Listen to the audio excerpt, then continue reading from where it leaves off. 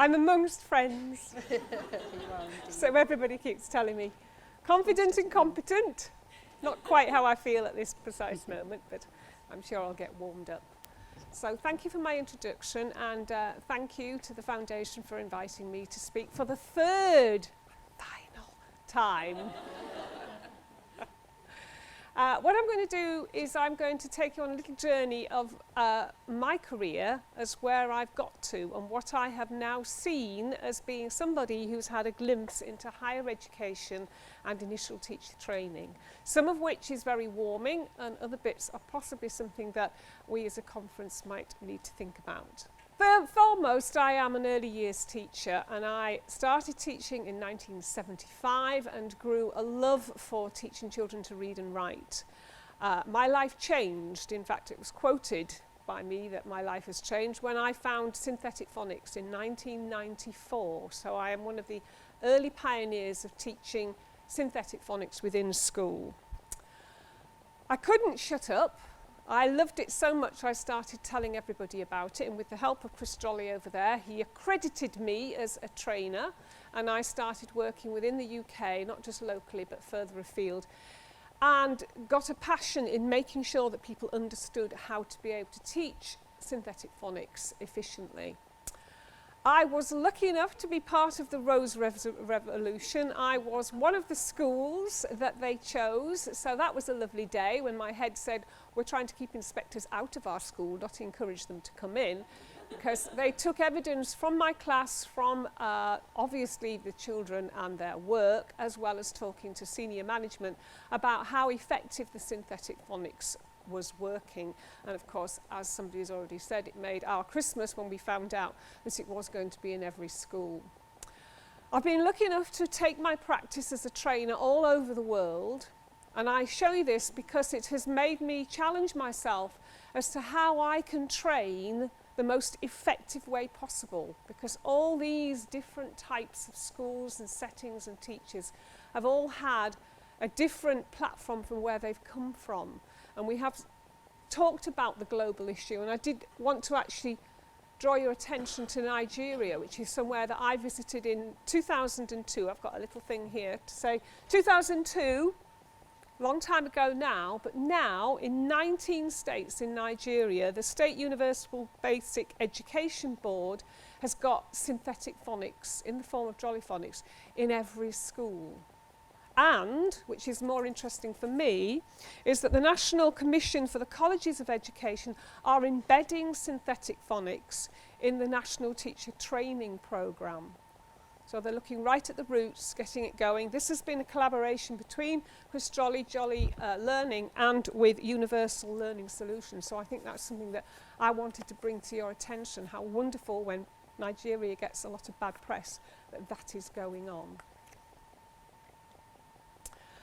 My training has meant, as I have already said, that I've had to challenge myself to make sure I really get my message across, that I get people, no matter where they are, thinking about their practice. Possibly they might have been using the alphabet, they might have been using all sorts of different approaches all around the world in order to get their children to read and write.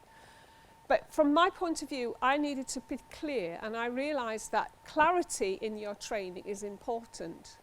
But it also struck me that most of the teachers that I was training were actually in full bloom. They were the teachers who had been teaching maybe for a long time, they'd been teaching different ways, and that I was actually asking them to change their practice, and as you can imagine, some people found that resistant. So I saw a little chink as to where I could go next, and it's of course looking at students and looking at their practice right from the beginning.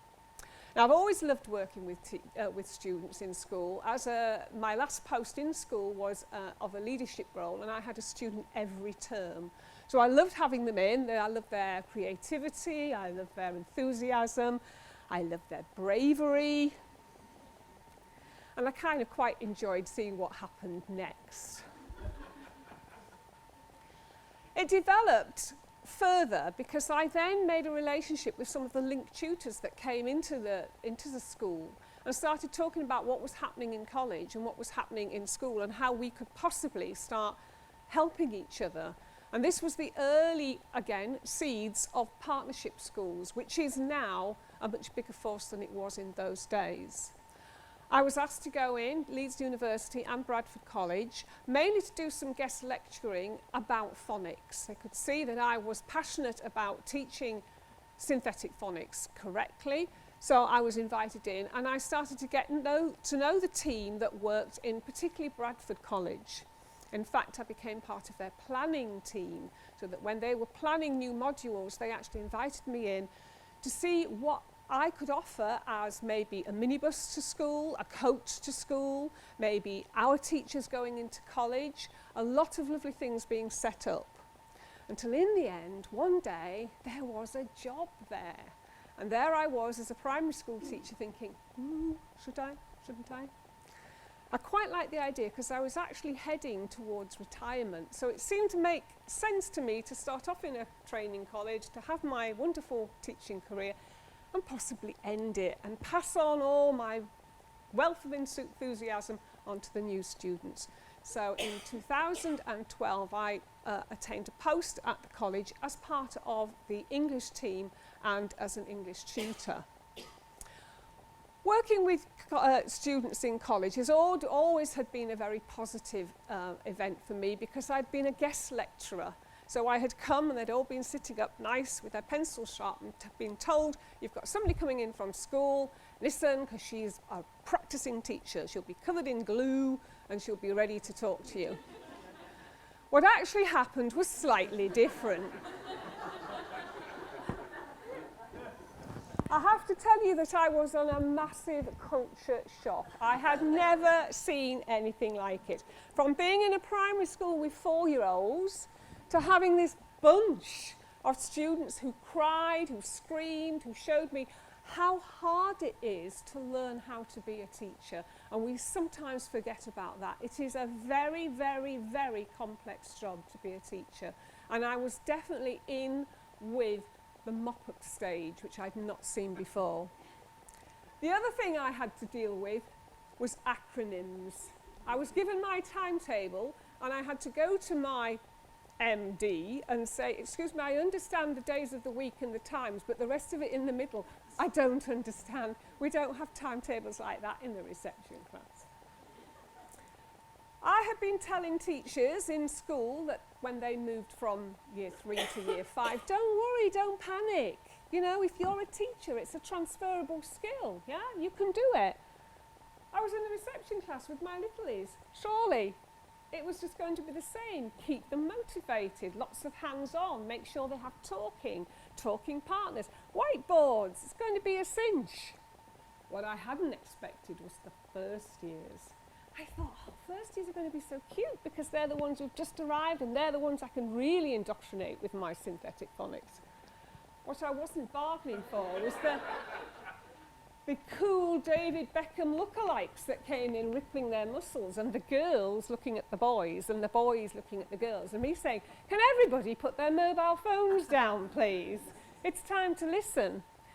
I thought I'd get the last laugh because, of course, when they went into placement, I thought that's where they're going to meet their maker, when they're actually in school. But no, there he was in his tight little suit, standing in the middle of the foundation stage with children all around him. Yeah, that woke him up. Teamwork. I was given the post at Bradford College because I was an expertise. I was an expertise in teaching synthetic phonics. I was very recently out of school. The team were very established. They hadn't necessarily, some of them, ever taught synthetic phonics. They hadn't been in school, they were in college in 2006. So actually, a little bit of what my role was that my teamwork was, you're going to do what I say, because I had to model to not only, obviously, the students, but also the staff, how to ensure high quality phonic training. Accountability. Now in the primary school, my accountability often was put your thumbs up if you've had a nice time. What I wasn't bargaining for was the student voice. And the student voice is powerful. It can be very, very good, but it equally can bite you in the bum. Yeah? Teaching Agency NQT survey. Now I'm just going to read what this is because I've written it out. It's an annual survey to understand and monitor NQT's views of the quality of their initial teacher training and their induction into teaching. Quote, these results are to help shape policy. Woo! Now I started in the September, and by the October I was invited with the English team to go to the Dean's office because there was bad news afoot. From the NQT survey that had been conducted 2 years before, our college had been flagged up red for phonics. Everybody panic. Me, bigger panic. What did that exactly mean? Well, actually it meant that out of a cohort of about 300 students that had left the college 2 years ago, the students who had chosen to fill in this questionnaire, it is a voluntary thing that they do, in the February of their NQT year, they had indicated that they felt that their training in phonics had been inadequate. Just think what state they were in the first place, yeah? 6 months into teaching, yeah? Are they calm? Are they ready to think logically, yeah? Out of 300 students, only 41 had filled it in. But those 41 had all said, didn't like that, didn't think that was very good.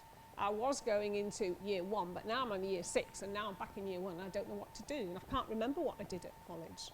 But this meant Ofsted were coming to college, yeah? We were flagged as into college looking at phonics, yeah? There was a little proviso with this as well, is when they come to see you in the English team looking at your phonics, if you fail, there'll be a whole college inspection. I've never had so many cups of coffee made for me from every different department. Do it, do it. So Ofsted came. And of course for me it was a massive challenge because I'd only seen many Ofsteds in primary schools. So for me to watch what was going to happen in an ITT situation was going to be very interesting. This is what they're looking for, and I think you might be interested in what they are looking for. They're looking at the quality and effectiveness of phonic training. They're wanting to look inside partnership schools, which are now very big, with trainees that are on placement and NQTs and RQTs. That's a recently qualified teacher of up to 5 years. So they want to see what is going on, and they wanted schools that had all that going on, which was a bit crazy to find. They want to know what the subject knowledge of the phonics is. Good. They want to know how important they could see that teaching phonics systematically was happening. And one I particularly liked was the enjoyment of putting theory into practice. They were looking for impact. Impact of the trainees' teaching, observation of the NQTs, interviews with the NQTs, RQTs, interviews with school staff, including mentors and head teachers, interviews with trainees from all courses, interviews with college staff, and lastly, observation of college-based training. Interesting. Impact, not what's just happening now, but what have you done to cause an impact? Whether your students are going into school and changing the quality in the time that they are on placement of the children's phonic knowledge and enjoyment. The result was very good. I have to tell you that we were the first college to have this particular phonic Ofsted inspection. So other colleges got in touch with us afterwards. We actually got good with outstanding features. As a result of quality training, both the confidence and the competence of trainees to teach phonics is increased. The confidence and the competence.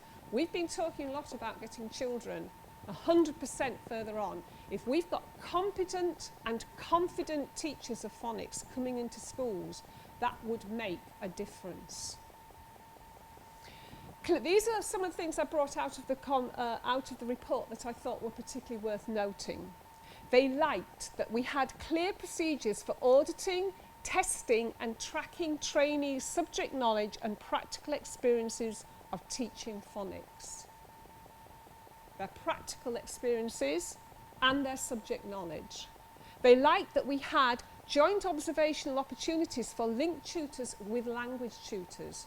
So if you think of the tutors that are going into school to observe students, many of them don't have a language base, so they need to have somebody who knows about phonics to be able to help them support the students who are teaching phonics. All phonic programs include specific phonic training regardless of the trainee's age, phase, specialism. So all the students needed to have systematic phonic training regardless of whether they've chosen to do Key Stage 2. Obviously I'm not looking at Key Stage 3 or 4 because I was in the primary sector here. And finally, the use of trainee satisfaction data and the tracking of trainees' knowledge, understanding and skills. So finding out the student voice before they get to that voluntary NQT survey, doing it, tracking how they feel, how confident and how competent do they feel after a module, even after a session. Speak up and let us put it right before you go into school. I thought tracking children when I was teaching them to read and write was so important when they were 4 and 5, but I actually realised that working with people who are in higher education, it is still as important. They might look like they're listening, but they're not necessarily taking it in. And if you think of the PG route, that is so fast and furious. They need you to find out, they need routes of being able to find out what they don't understand. The one thing they said, and Ofsted found this, was that good teachers modelling how to teach effectively, both in college and school, was the biggest factor that the students gave to the inspectors. Schools Direct. Schools Direct was given by our friend Mr. Gove as an option for teacher training in 2012. The idea is that the student isn't going to a higher education institution, they're knocking on the school door. Definition: it is an approach to initial teacher training that gives schools more influence over the way teachers are trained. This school-led option offers practical hands-on training and education based in good schools across the country. Only good schools? School-based courses are designed by groups of schools with a university or a SCIT, which is a school-based initial teacher training centre, based on the skills that they are looking for in a newly qualified teacher. So the move is moving away from having institutions and having students on site in school. Lovely feel, yeah? There's the headmaster greeting the student. The middleman has disappeared, and the middleman is the ITT institution, in some cases. Not in all, there are very different variations of this scheme. So in the best case scenario, you have postgraduates. It's postgraduates already got a degree. They knock on the door, they have an interview in school, and you can match your student with your type of school. There's a kind of guarantee both ways that you have a student that possibly you're kind of interviewing and you're watching them teach for a whole year as opposed to just one interview and maybe a demo lesson. And for the student, they almost feel that they will probably get a job out of this. Yes, they have their link school. It's another alliance project, meeting the needs of a local cluster of schools. So often the student is interviewed not just by the head of the school, but heads of a cluster of schools. And in some cases they're salaried, Other cases they're unsalaried, they might come into college 1 day a week, or the training might happen in school, in-house. Worst case scenarios.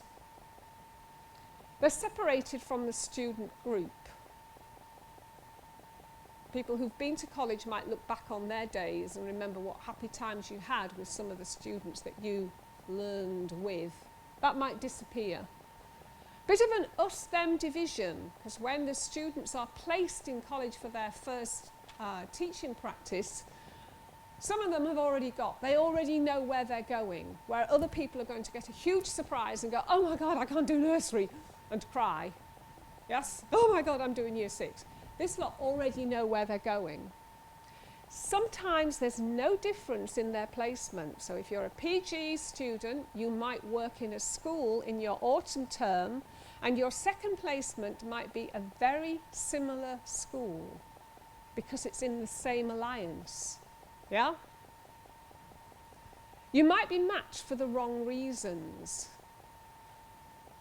You might be given to shore up a weaker teacher. You might be used, if you're salaried, as a supply teacher. Limited by only the in-house training.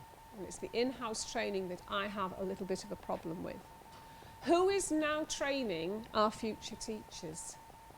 I went on the TES website to have a look at whether there were any jobs for people kind of similar to me who've had a higher education experience and a primary experience, that I could put those two things together.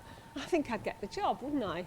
Yes? Because I could go into school and I could train our trainee teachers in school.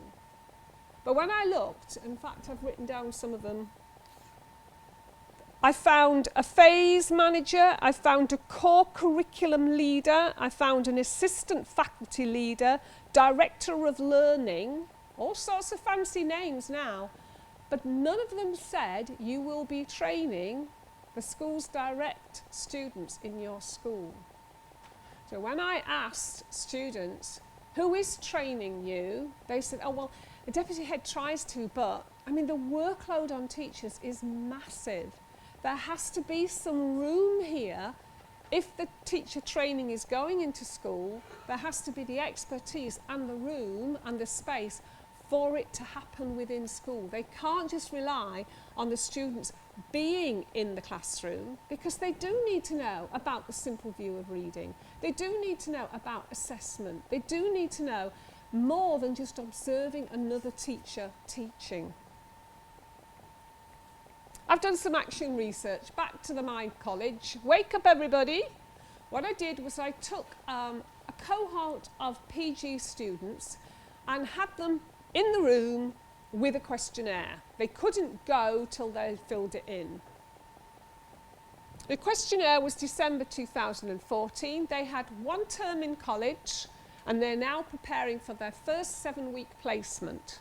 Question 1, how would you rate your subject knowledge of synthetic phonics before this course? 16% said they knew absolutely nothing. Interesting. Question 2, and where are you now? 73% felt that after 1 term that their subject knowledge had improved. Whoa, what about the other lot? 10% stayed the same, 1 regressed, and 6 couldn't answer. Question 3, what do you think would help you to improve? Now, my little chart here is school experience, college, self-study. So school experience, you would expect that. They've just been in college for a term, so you would expect that now they want a school experience. Interesting that 19% still felt they needed more college input. Yeah? Only 1% thought you might go and have a little look in a book. Otherwise, why would you do that? 20% school experience and college work. Nobody thought being in college and looking in books was a good idea. 6% said school experience and Some self-study, good on you. And 12% the whole lot. Give me the whole lot, I need more help. Yeah? Question 4. What is your experience of observing phonics? And what did you feel about the quality of phonics that you have seen?